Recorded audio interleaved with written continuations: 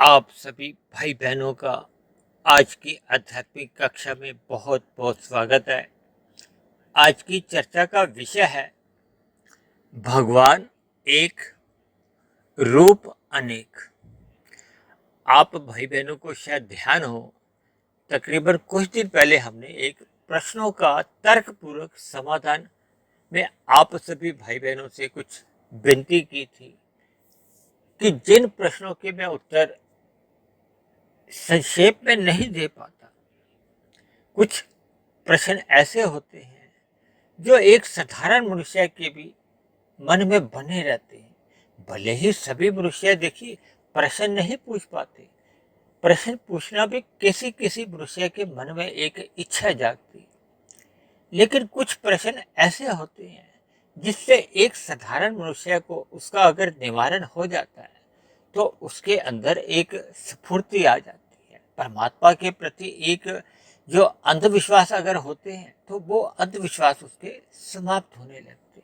यानी विभिन्न प्रकार के जब मनुष्य के मन में भ्रम पैदा हो जाते हैं या भ्रम बने रहते हैं, भले ही वो पूजा पाठ में लगा रहता है, धार्मिक क्रियाएं अपनी करता रहता है, यानी अपने जीवन में वो धर्म को सर्वोपरि स्थान भी देता हो, लेकिन जब भ्रम की स्थितियां मन में बनी रहती हैं तो ऐसे में फिर आध्यात्मिक साधना में मनुष्य की एक गति नहीं आ पाती। तो इसी सिलसिले में ही जो आज का हम चर्चा करने जा रहे हैं कि भगवान एक, रूप अनेक, ये इसी सिलसिले में ही करने जा रही है। हालांकि एक डेढ़ महीना पहले हमने भगवान, ब्रह्म और परमात्मा पे भी चर्चा की थी।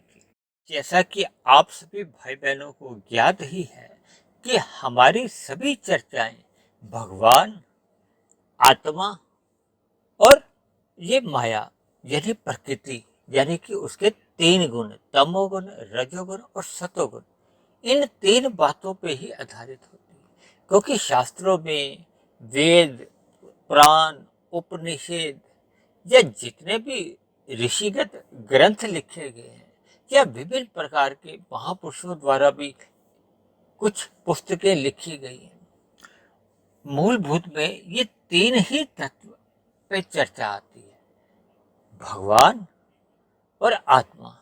ये दो चेतन तत्व हैं, जबकि जो माया है या प्रकृति है या उसके तीन गुण हैं, ये जड़ कहे जाता है। और ये तीनों तत्व अनादि हैं, ये कोई आज के नहीं है, ये अभी बने हैं, क्योंकि इन तीनों तत्वों को ही अनादि कहा जाता है, सनातन कहा जाता है। इनका कोई कारण नहीं है। भगवान ने भी आत्मा को नहीं बनाया या आत्मा ने प्रकृति को नहीं बनाया, ये तीनों तत्व नित्य बने रहते हैं।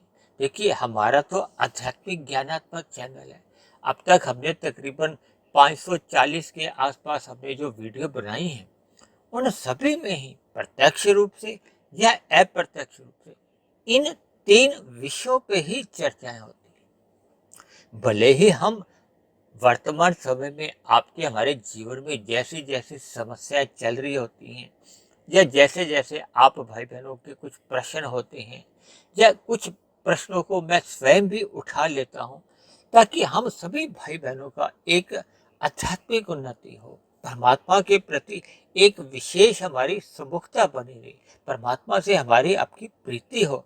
और ये जो भौतिक भोग हैं इनको हम केवल मर्यादा में लें, ताकि आपके हमारे स्थूल शरीर की आवश्यकताओं की पूर्ति होती रहे। हम इन विषय भोगों में एक लिप्त ना हो, व्यसनी ना बने, आसक्ति ना हो। अन्यथा मनुष्य का ये जो 84 लाख जोड़ियों में ये जन्म मरण का जो एक बंधन है, ये फिर और अधिक मजबूत होता जाता है। क्योंकि कर्मफल व्यवस्था बनी हुई है, कर्मफल के सिद्धांत बने हुए हैं। सिद्धांत का तो मतलब ही है कि जिसमें कभी परिवर्तन होता ही नहीं, वो तो अनादिकाल से चल रही, यानी कि जिसमें कभी भी कोई परिवर्तन नहीं होता। देखिए नियमों में परिवर्तन हो सकता है, जैसे भारत सरकार का जो संविधान बना हुआ है उसमें समय समय पर संशोधन होते हैं। विदेशों में भी जो सरकारें चलती, वहाँ भी नियमों में समय समय पर बदलाव आता है।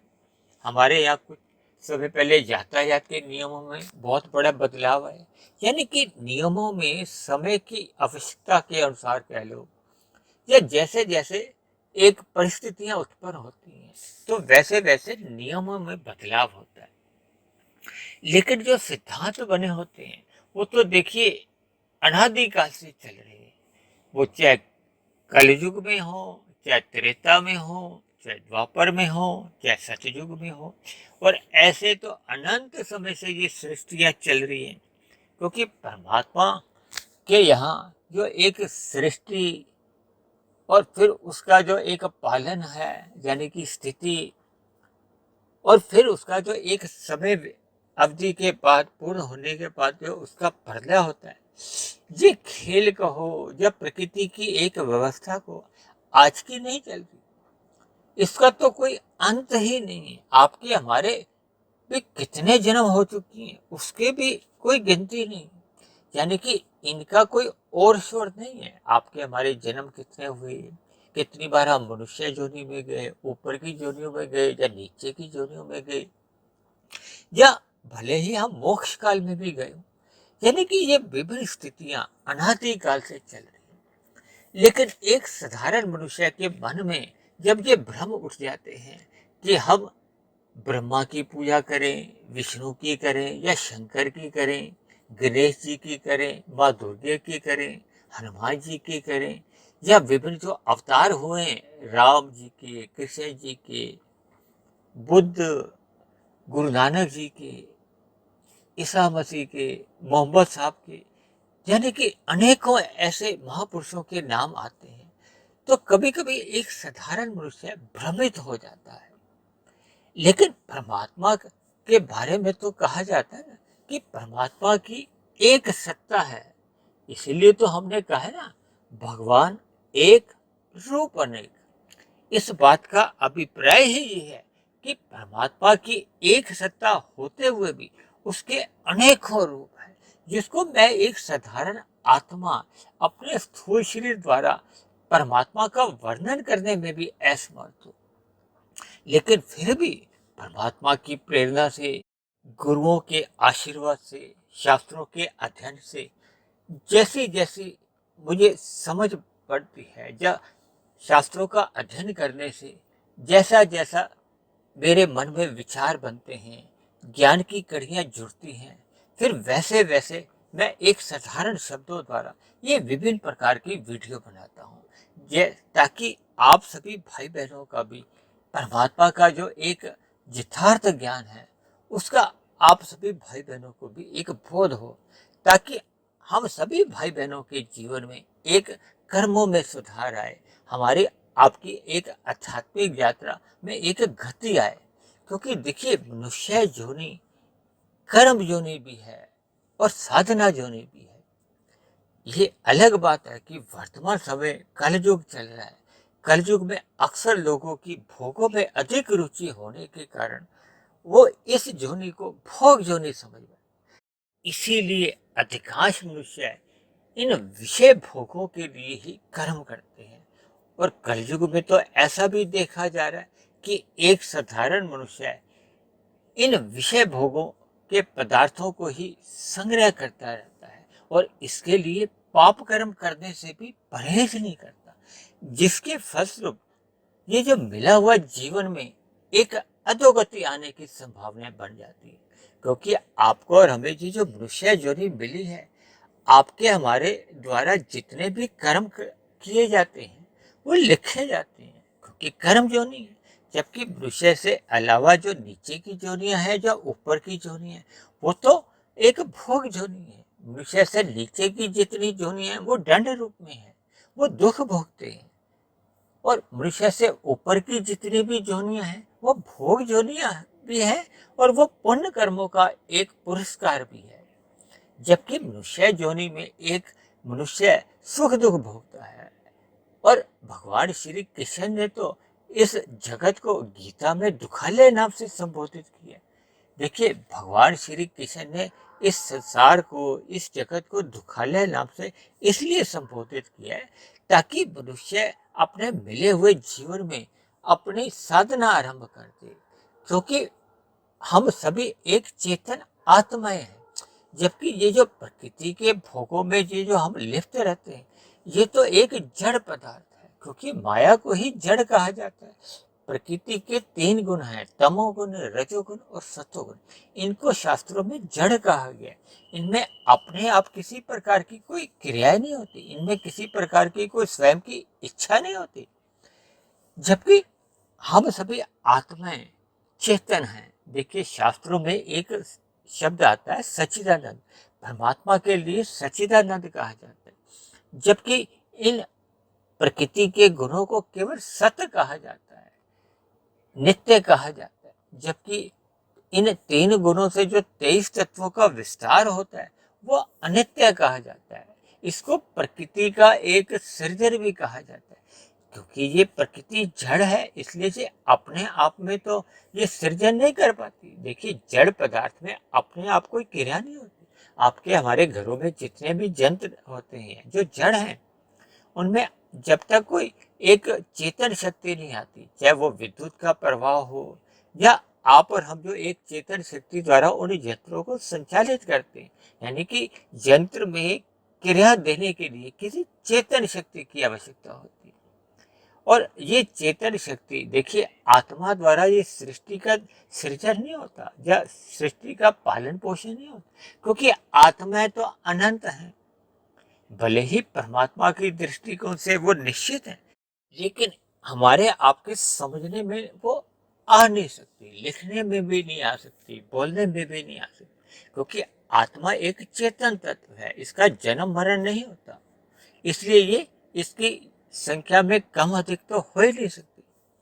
लेकिन आत्मा एक अनु कही गई है, अल्पज्ञ कही गई है, तो इसलिए आत्मा के बस की तो ये सृष्टि का सृजन या पालन या प्रलय संभव ही नहीं है।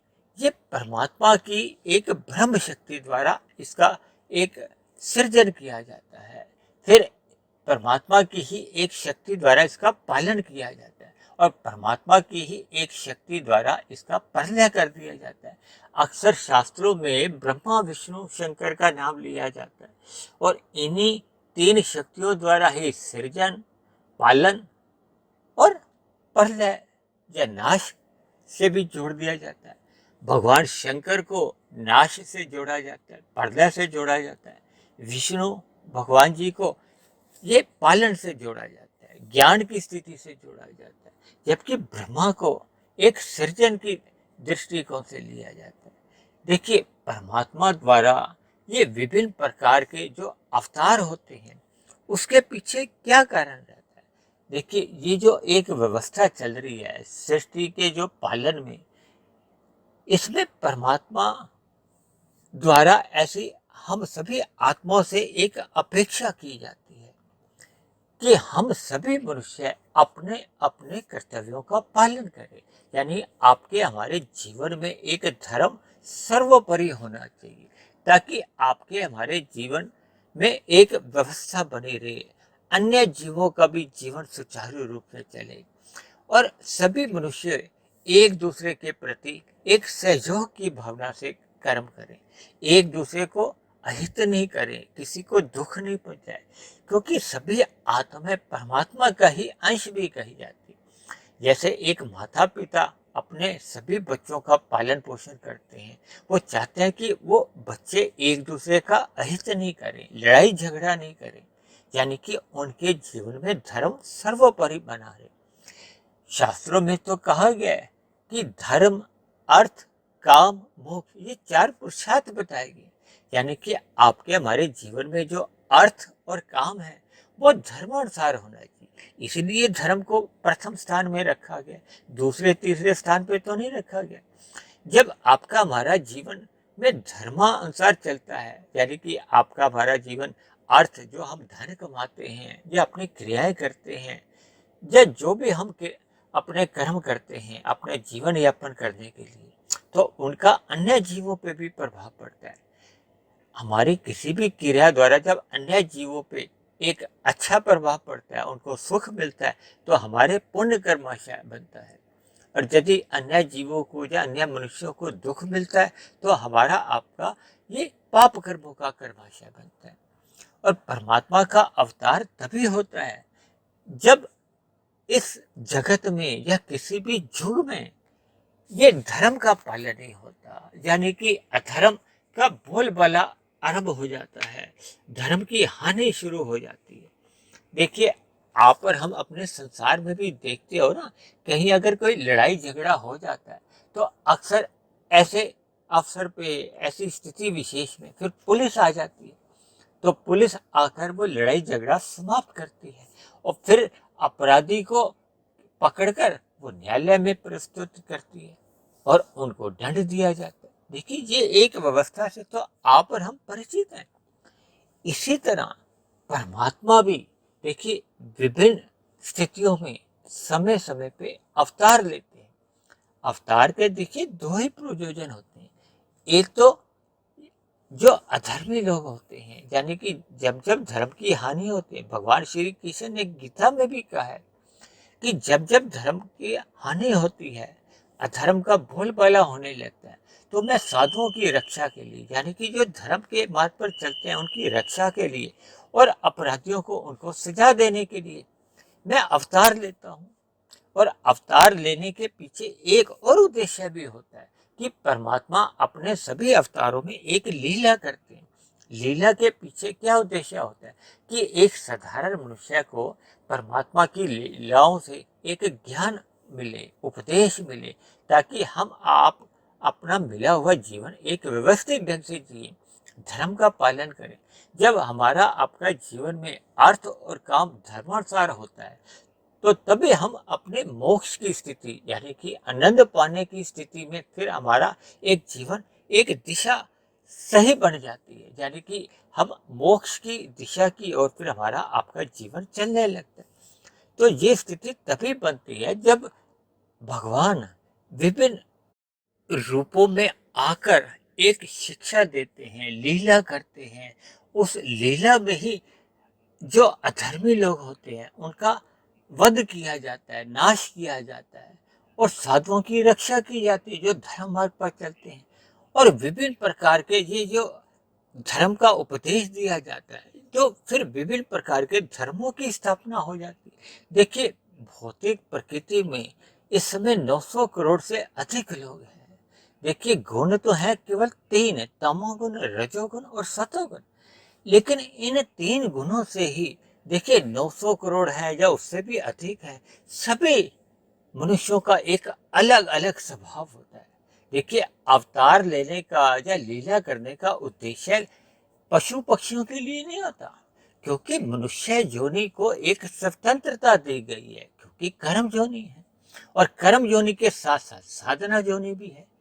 इसलिए परमात्मा द्वारा जो भी शिक्षा दी जाती है वो केवल मनुष्यों के लिए होती है। परमात्मा का ज्ञान दिया जाता है ताकि मनुष्य ज्ञान की स्थिति में रहे, अपने कर्मों को एक सही दिशा दे सके, पाप कर्मों से वो बचे।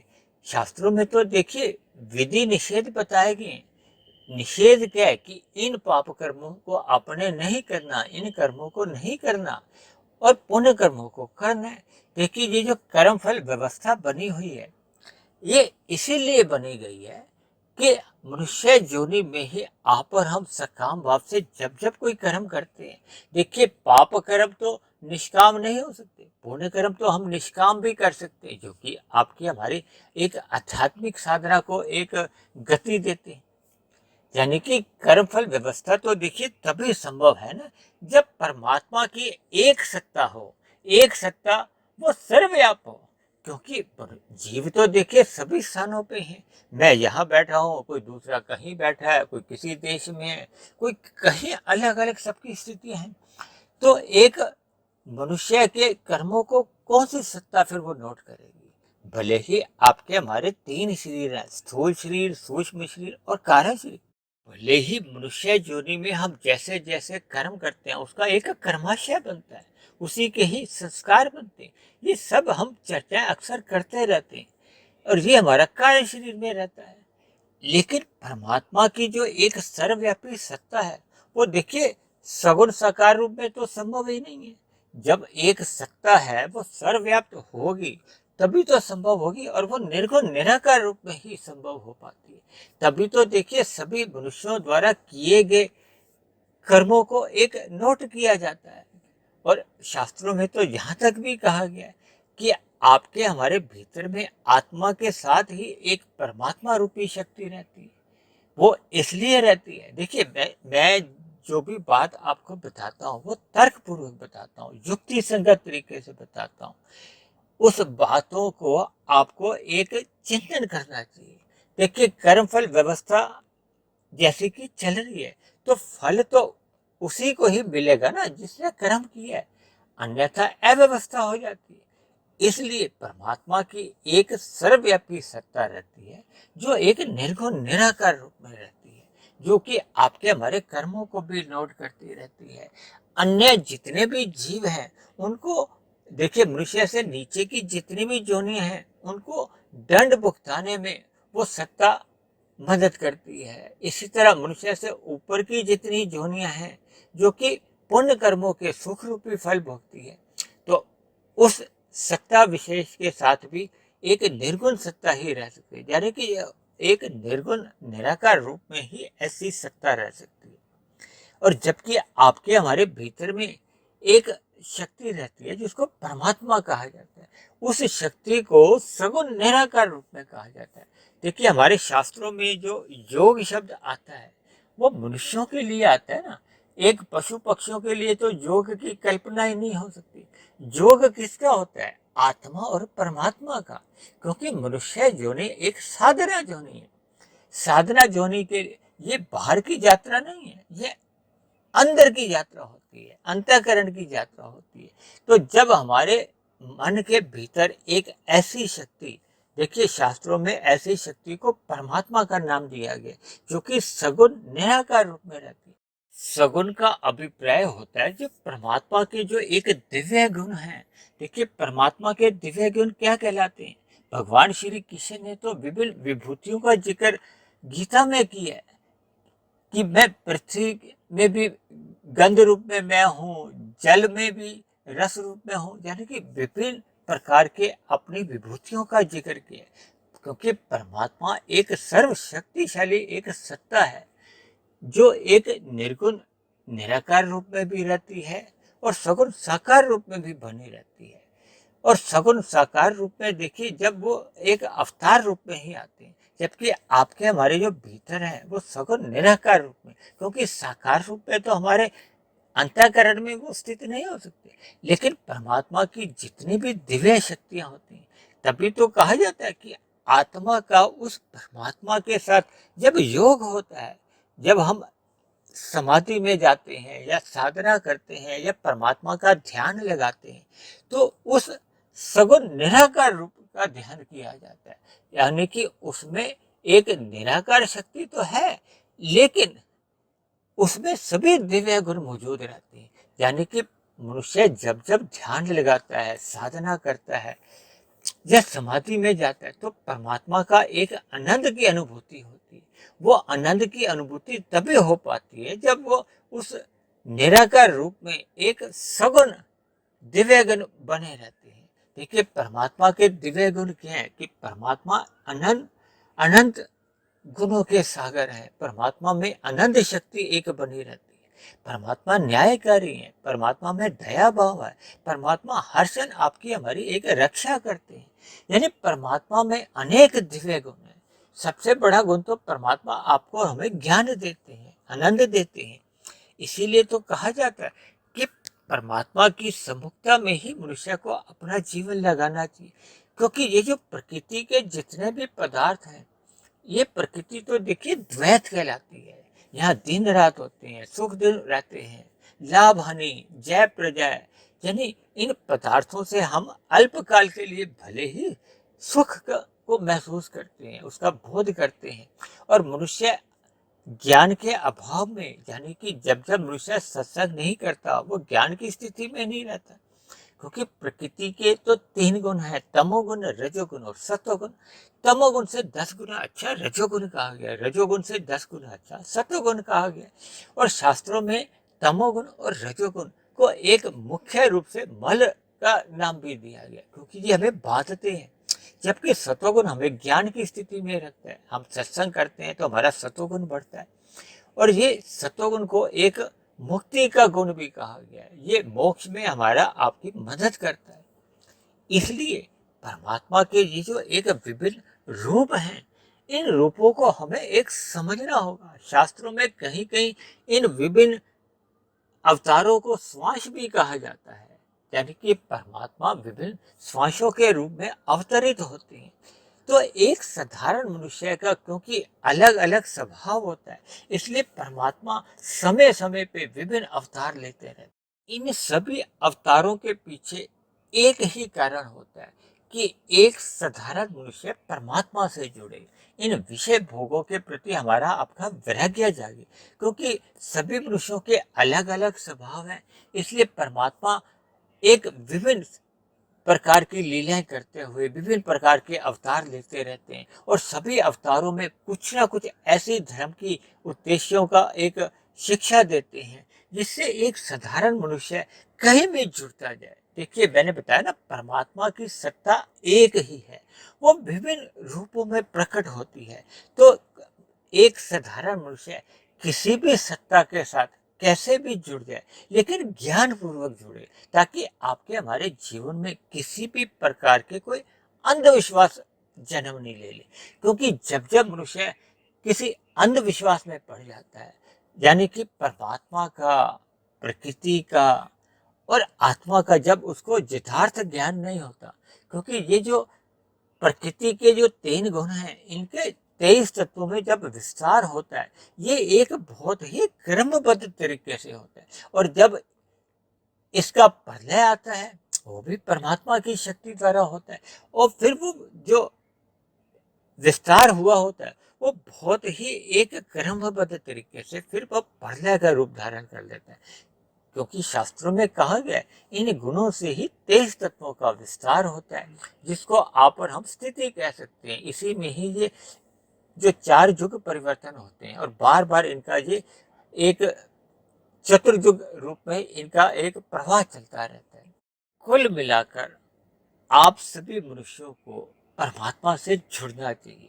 देखिए, ये बार बार जो हम सत्संग की बातें करते हैं, या सतोगुणी साहित्य को पढ़ने की भी सलाह देते हैं, या रात को हम कहते हैं कि जल्दी सो जाना चाहिए और सुबह ब्रह्म मुहूर्त में अवश्य ही उठ जाना चाहिए, क्योंकि ब्रह्म मुहूर्त एक सतोगुण का एक शुद्धतम समय होता है, जब परमात्मा से जुड़ना मनुष्य के लिए एक बहुत ही सुविधाजनक रहता है, आसान होता है।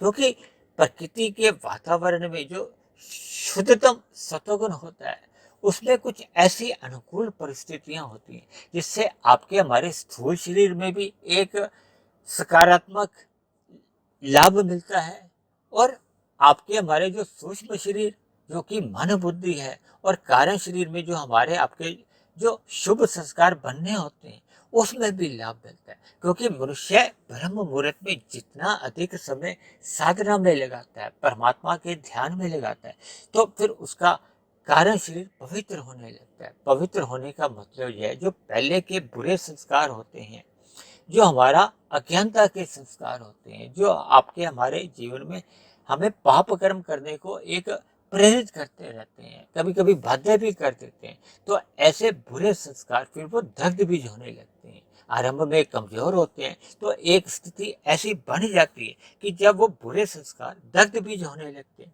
और निरंतर परमात्मा का ध्यान लगे रहने से फिर हमारे अंदर शुभ संस्कार बनते जाते हैं। जैसे जैसे हमारे कारण शरीर में बुरे संस्कार समाप्त हो जाते हैं, तो फिर हमारा आपका ये कारण शरीर ही समाप्त हो जाता है, जिसके फलस्वरूप हमारा सूक्ष्म शरीर भी समाप्त हो जाता है। यानी कि स्थूल शरीर के मरते समय अगर हमारा कारण शरीर और सूक्ष्म शरीर समाप्त हो चुके होते हैं, तब ऐसी स्थिति में हमारी आत्मा को एक नए स्थूल शरीर का फिर बंधन नहीं रहता। फिर ऐसी स्थिति में आत्मा मोक्ष काल में चली जाती है, यानी कि परमात्मा के आनंद में वो एक लंबे काल के लिए एक आनंदमय स्थिति में रहती है, यानी आनंदमय जीवन व्यतीत करती है। देखिए, कुछ दिन पहले हमने पहले भी आपको बताया था कि आत्मा किसी न किसी स्थूल शरीर में रहती है, या फिर आत्मा के परमात्मा के संरक्षण में रहती है, यानी कि परमात्मा के आनंद में रहती है।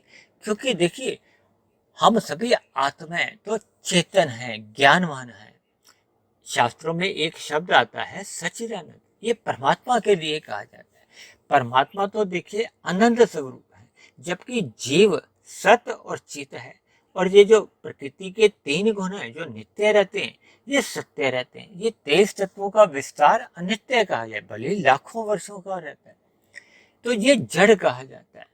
यानी कि सभी आत्माएं, आप और हम सभी आत्माएं ज्ञानवान है, लेकिन आनंद युक्त नहीं है। इसलिए जब जब हम परमात्मा के सम्मुख रहते हैं, और परमात्मा के सम्मुख रहने का जो एकमात्र अवसर है वो मनुष्य योनि में मिलता है, क्योंकि मनुष्य योनि में ही हम अपने कर्मों में भी सुधार कर सकते हैं।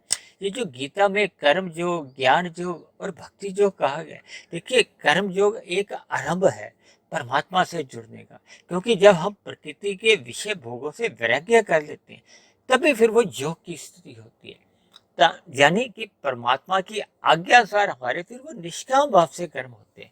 अन्यथा एक साधारण मनुष्य तो सकाम भाव से कर्म करता है, वो प्रकृति के भोगों को भोगना चाहता है, और इसी भोग में रहते रहते मनुष्य कब पाप कर्म करता है, अज्ञानतावश उसको स्वयं को भी पता नहीं चलता, और फिर ये 84 लाख जोड़ियों का एक बंधन आरंभ हो जाता है।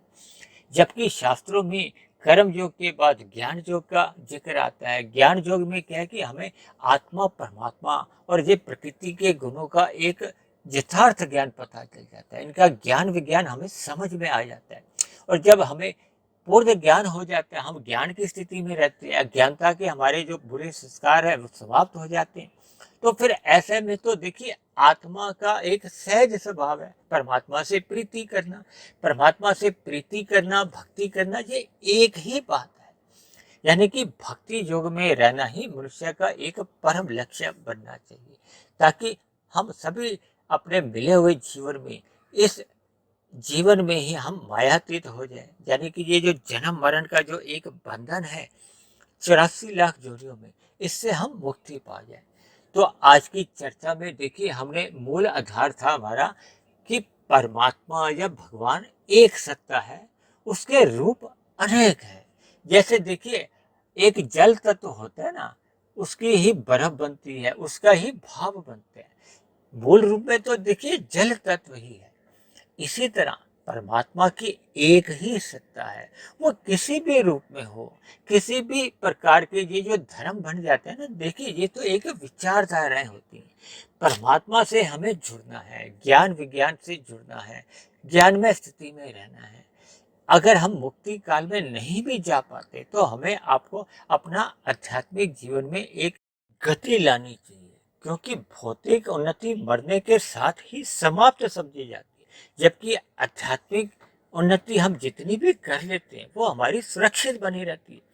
फिर वो सुरक्षित हमारी आध्यात्मिक उन्नति हमें पुनः अगले मनुष्य योनि में मिल जाती है, फिर हम आगे की यात्रा कर लेते हैं। जैसे आपने क्रिकेट के मैच में देखा होगा ना, 5 दिवसीय मैच होता है, तो एक दिन पहले कोई अगर 90-95 रन पे नॉट आउट होता है, तो फिर अगले दिन वो उसी संख्या से आगे खेलने लगता है, तो फिर वो 5-10 रन और बनाता है, तो वो उसका शतक मान लिया जाता है। ऐसे ही हम आध्यात्मिक यात्रा में जितना जितना आगे चलते जाते हैं, तो हमारी आपकी आध्यात्मिक उन्नति होती जाती है। हम परमात्मा की हमारी सम्मुखता बढ़ती जाती है, हम परमात्मा के आनंद में रहते हैं, क्योंकि हमारी स्थिति है ज्ञानमय स्थिति। और ज्ञान हमारा ढक जाता है जब हम ये प्रकृति के भोगों में लिप्त हो जाते हैं, सम्मुख हो जाते हैं। और जब हम इन विषय भोगों के लिए या इन पदार्थों का संग्रह करने के लिए हम छल कपट ठगी रूपी पाप कर्म करते हैं, तो फिर वो तमोगुण का मल रूपी आवरण हमारे ज्ञान को पूर्ण रूप से ही ढक देता है, तो जिसके फलस्वरूप फिर हमारी परमात्मा से सहज ही विमुखता हो जाती है। ये जो मनुष्य से नीचे की जितनी भी जोनियां हैं, ये भी कभी ना कभी आपके हमारे जैसे मनुष्य जोनि में ही थी। इनके द्वारा जब पाप कर्म अधिक हो जाते हैं, यानी कि जब पाप कर्म इनके द्वारा अधिक हो गए थे, क्योंकि मनुष्य योनि तो तभी मिलती है जब हमारे संचित कर्मों में पाप और पुण्य कर्मों की कम से कम तुल्यता हो या पुण्य कर्मों की अधिकता हो। और जब पाप कर्मों की अधिकता हो जाती है तो फिर परमात्मा देखिए न्याय करने के लिए, क्योंकि परमात्मा तो किसी का भी कोई पक्षपात नहीं करते, वो तो सभी जीवों पे एक दया भाव रखते हैं, न्याय करते हैं। यानी कि उन मनुष्यों द्वारा जो पाप कर्म किए होते हैं, उन पाप कर्मों का फल भोगवाने के लिए वो नीचे की जोनियों में जन्म देते हैं।